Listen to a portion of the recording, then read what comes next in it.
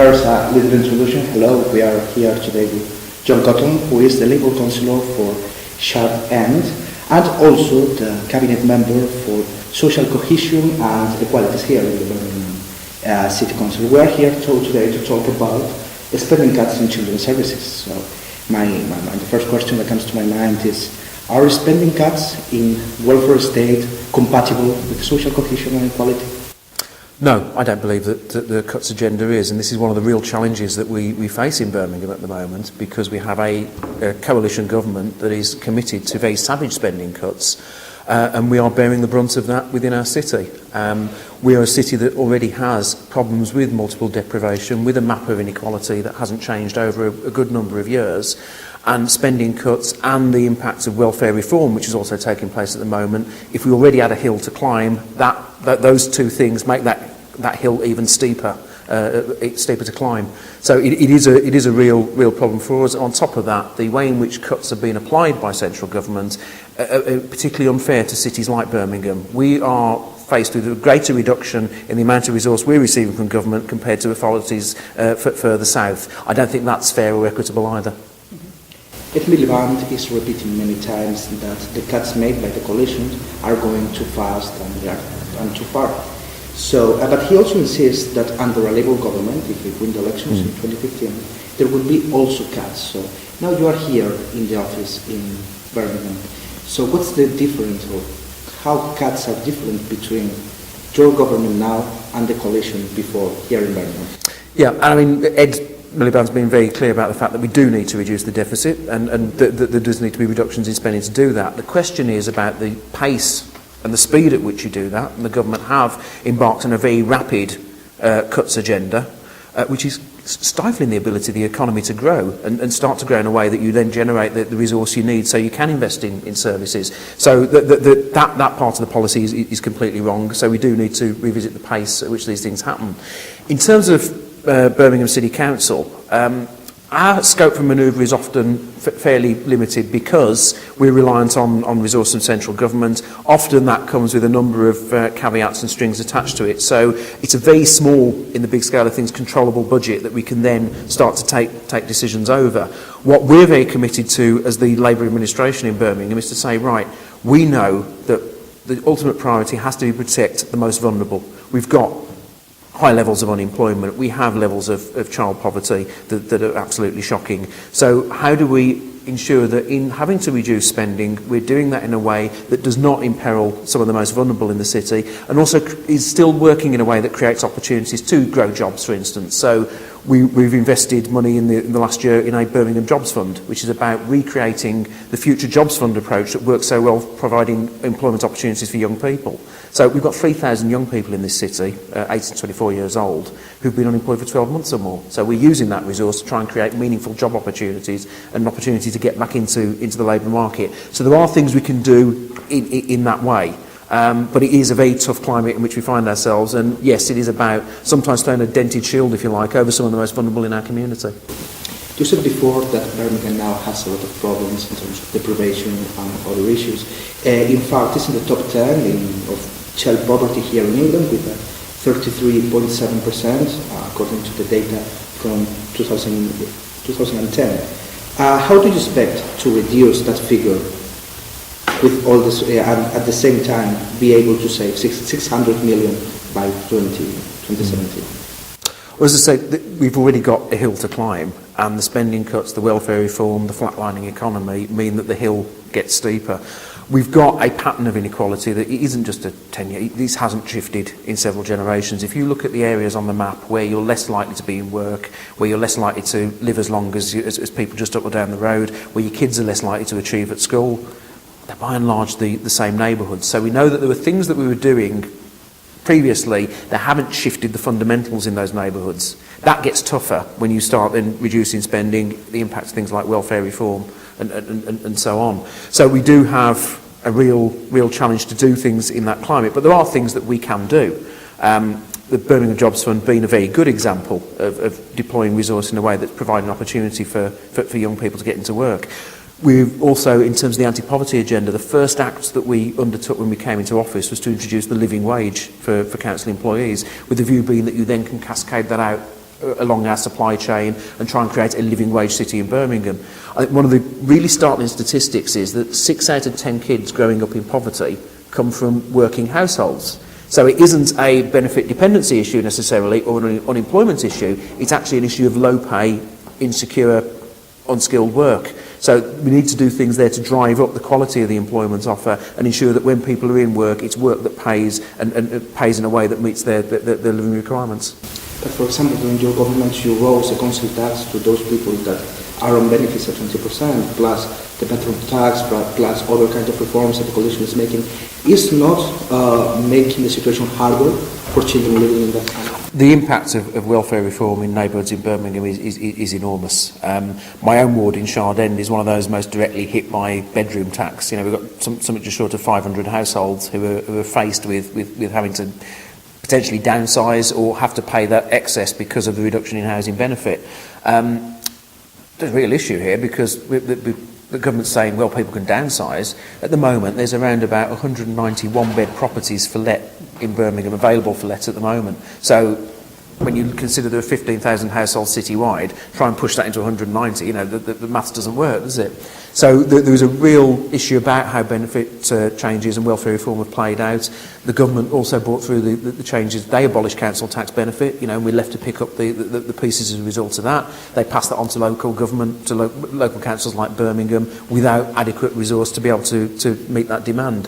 So we've got a real issue there. One of the things I've been doing since the autumn is leading the city's response around welfare reform. I'm chairing a welfare reform committee which brings together the relevant officers from the City Council, so people who work in housing services, in revenues and benefits, but then we've also got around the table the key frontline charities, so the CAB are there, the Child Poverty Action Group have got a seat at the table, frontline service providers like Fresh Winds, like the housing associations in Birmingham, to try and frame a common response to some of these issues.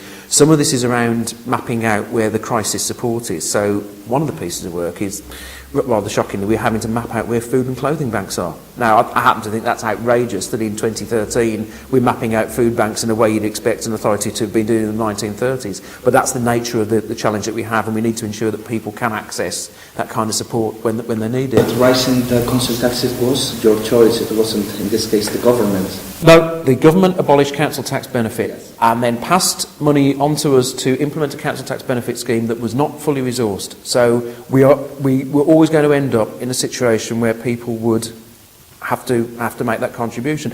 I don't think, you know, that abolishing council tax benefit in that way was the way to proceed. But it's a classic example of government passing something on to local authorities without adequate resource in which to do this. It's not. It does add to the challenge we face, but the blame very firmly sits with Mr. Pickles in the Department of Communities and Local Government. Not all local authorities chose to make that decision.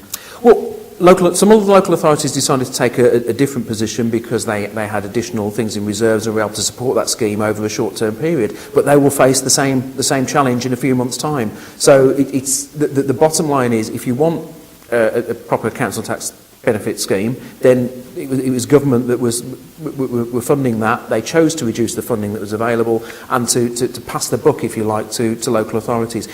On this, like bedroom tax, like the changes that will take place to disability benefits shortly, local governments having to pick up the pieces here. We are trying to do this in a way that is fair. If you look at, for instance, the council tax benefit changes, we put in a series of protections for people with disabilities, for instance, for people with young families, just to ensure that we weren't hitting those who were already struggling to get by. But I'll come back to that point. Until the government changes course around the welfare reform agenda, there are going to be vulnerable people who are hit harder than before in Birmingham.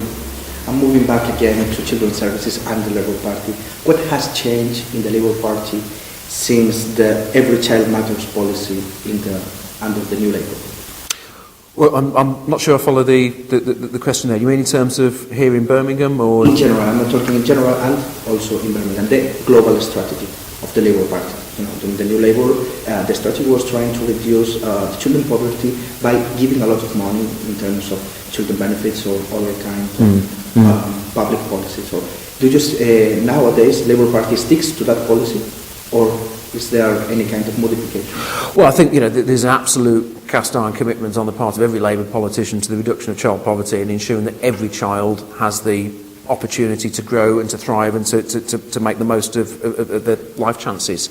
I'm not going to write the budget for the next Labour government in 2015 because we need to see what the books look like when we get there, and we'll have had at that point 5 years of savage spending cuts, of a flatlining economy, and our potential for growth has been crushed out by Mr Osborne's various and weird and wonderful decisions in his budgets. So you can't sort of spell out what's the next strategy, the first 5 years of a Labour government going to look like, because that's going to be dependent to an extent on resource. But underpinning that approach will be, right, we need to ensure that every child can achieve its potential. We'll be drawing on the experiences of things that we've done in local government, because the Labour-controlled cities, I think, get to lead the agenda in this area. So things like our approach to tackling youth unemployment, things like how we use the living wage to focus in on addressing issues around child poverty, things like how we try and protect issues around free school meals, for instance, which is another challenge that's potentially coming down the line. So it's in that area that local government, and Labour local government, is really at the front line of trying to defend and enhance services, and I think that will inevitably inform how we try and address those issues should we take control of the government in 2015. I'm going back to Birmingham. In the last 8 years of the Conservative and Liberal coalition, there was no strategy in terms of reducing reducing the children poverty. Now we have been in office for a few months. When is Birmingham going to have a strategy for children poverty? Well, it sits front and centre of the social inclusion process, which has been carried out under the chairmanship of the Bishop of Birmingham over the last year. I've been working very closely with the Bishop on the whole social inclusion process, which has resulted in the social inclusion white paper, Giving Hope Changing Lives, which we took to Cabinet in January. Now, that's based around 7 commitments to making Birmingham a more equal city. And up there, almost the first commitment there is about lifting families and children out of poverty. So we're quite clear this is absolute core business for us. So the child poverty isn't just a sort of, we issue a standalone statement that sits over there. It's at the front and centre and hardwired into our whole inequality and tackling inequality strategy. So that's again linked across to living wage policies, to the things that we need to do out in neighbourhoods and communities to support local organisations working with children, and then the whole range of educational reforms that we need to do around the Birmingham Baccalaureate, for instance, around ensuring that people have got access into meaningful employment and the chance to make the best of what they, the best of the aspirations that they have.